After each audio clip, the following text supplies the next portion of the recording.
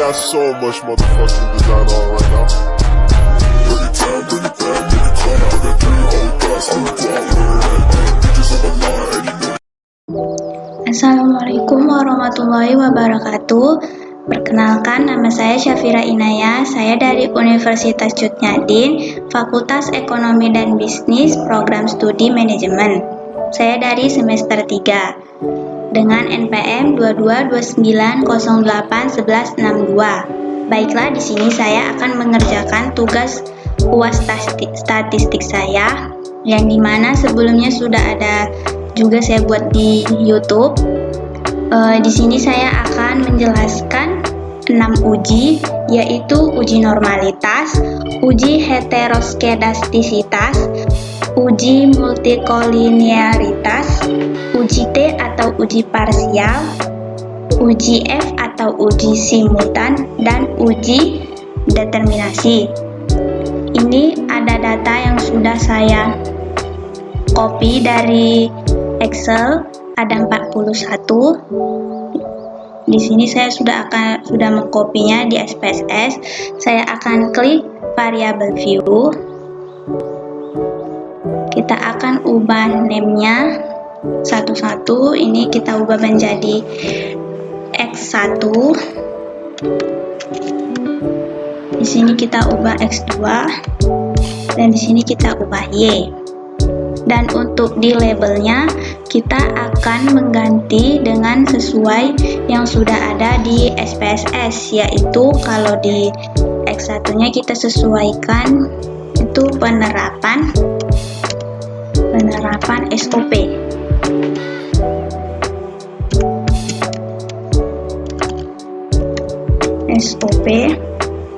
Kalau untuk X2-nya itu kedisiplinan.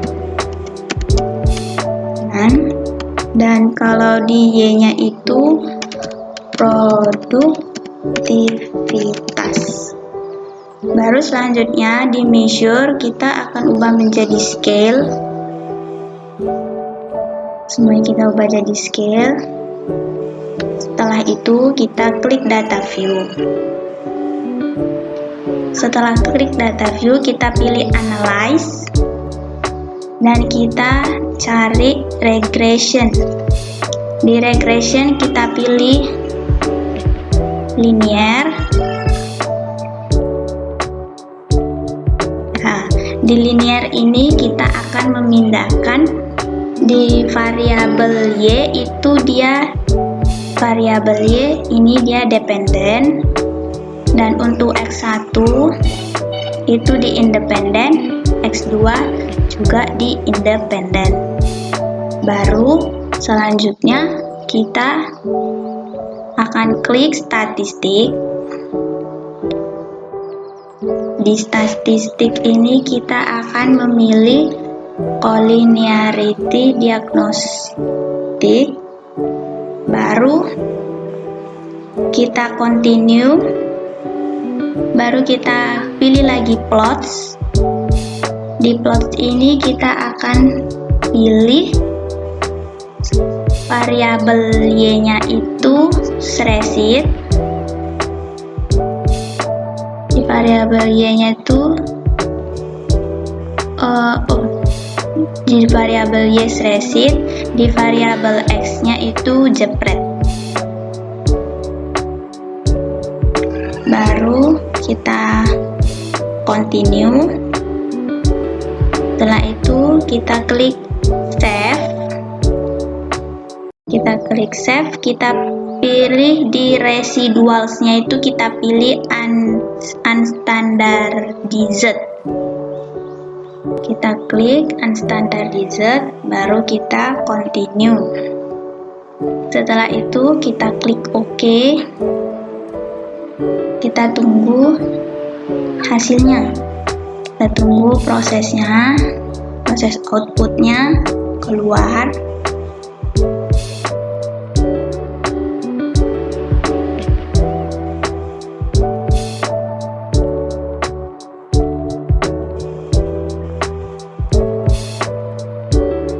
Oke, di sini sudah keluar dari proses outputnya.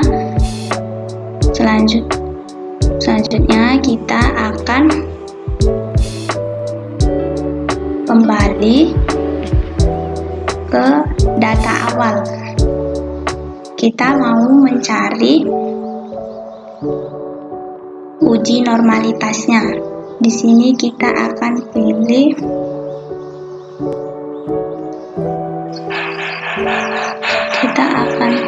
di sini non parametrik. Kita akan pilih non parametric test yang di one sample di legalisi dialog yang kita pilih, baru kita pilih one sample QoS. Di sini kita mau mencari yang unstandardized, kita pindahkan ke sebelah, baru setelah itu kita klik OK. Nah, di sini sudah muncul dari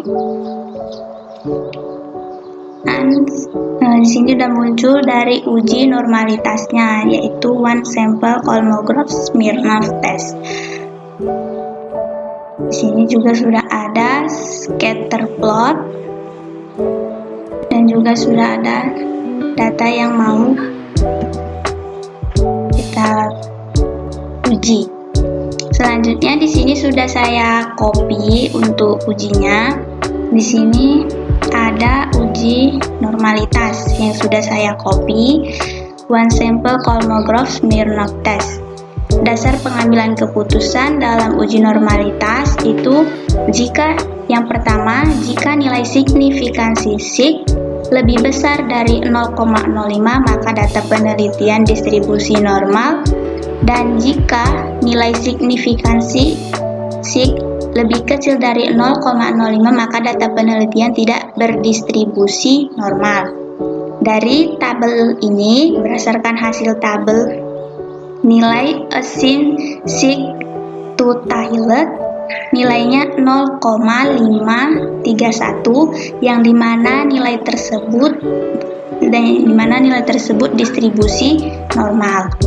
Selanjutnya itu ada yang kedua, uji heteroskedastisitas, yaitu yang pertama, jika terdapat pola tertentu seperti titik-titik yang ada membentuk pola tertentu yang teratur seperti bergelombang, melebar, kemudian menyempit, maka mengindikasikan bahwa terjadi heteroskedastisitas. Dan jika tidak terdapat pola yang jelas maupun titik-titik yang menyebar di atas dan di bawah angka 0 pada sumbu Y, maka tidak terjadi heteroskedastisitas. Jadi dari hasil tabel di samping ini itu menunjukkan pola tersebut tidak terjadi heteroskedastisitas. Baru selanjutnya yang ketiga itu ada uji multikolinearitas. Di sini uji multikolinearitas itu diambil dari Collinearity Statistic Tolerance, yang dimana ada tolerance dan VIF.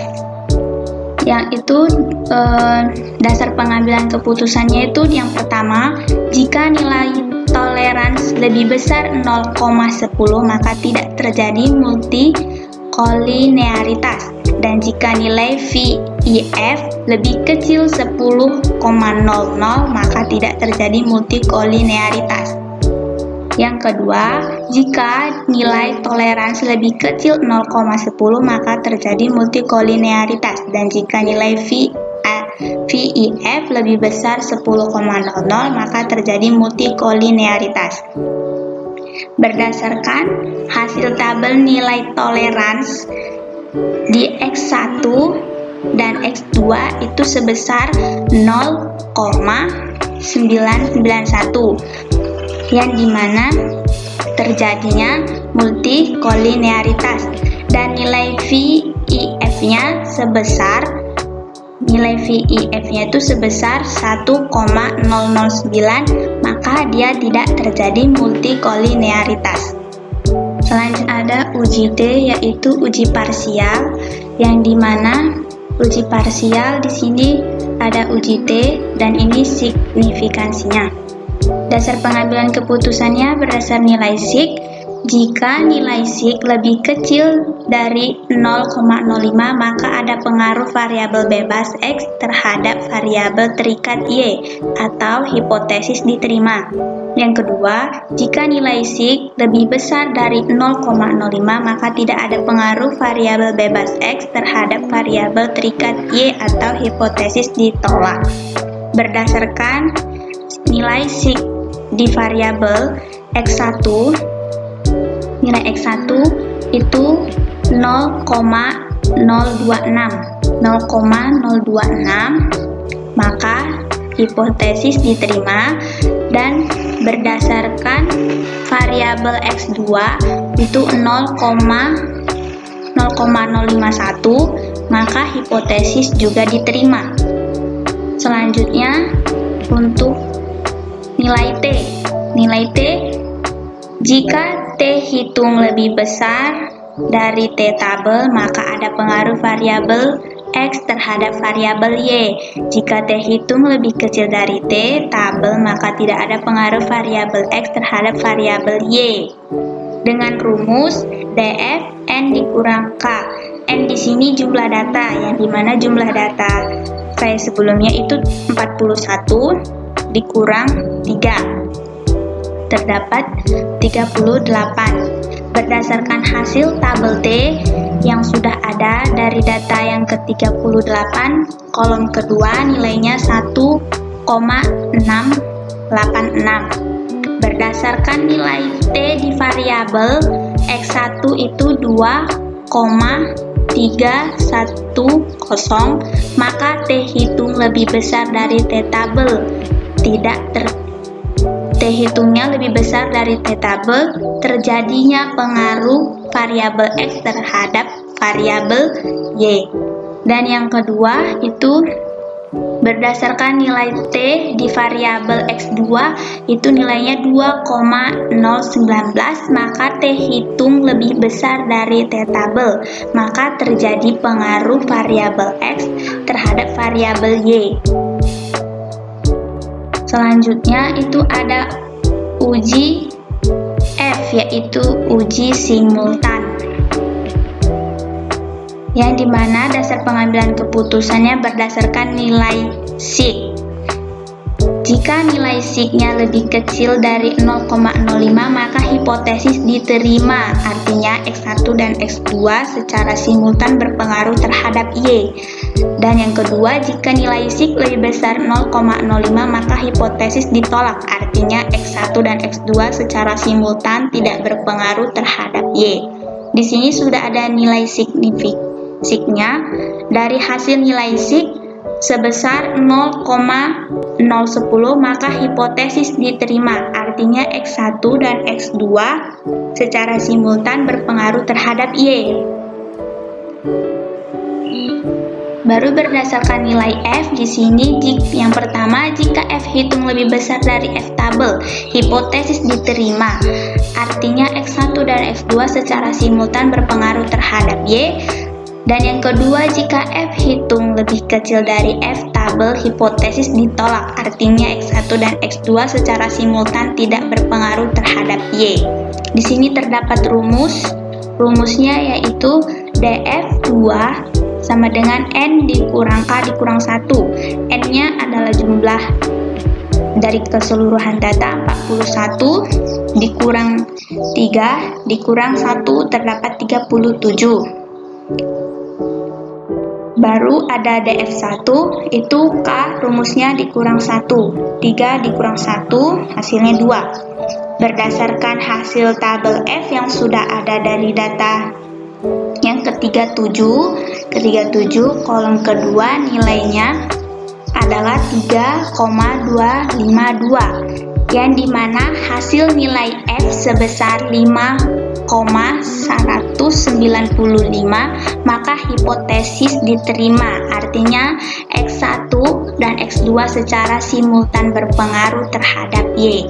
Dan yang terakhir itu ada uji determinasi. Uji determinasi, di sini kita akan melihat dari R-square-nya. Berdasarkan nilai R-square itu 0,215, berarti jika diubah dalam bentuk persen, maka hasilnya 21,5%. Artinya variabel kedisiplinan dan penerapan SOP dapat menjelaskan produktivitas hanya 21,5%. Jadi faktor-faktor lain yang mempengaruhi produktivitas kan banyak, diantaranya kedisiplinan dan penerapan SOP. Kedisiplinan dan penerapan SOP itu hanya 21,5% mampu menjelaskan pengaruh produktivitas.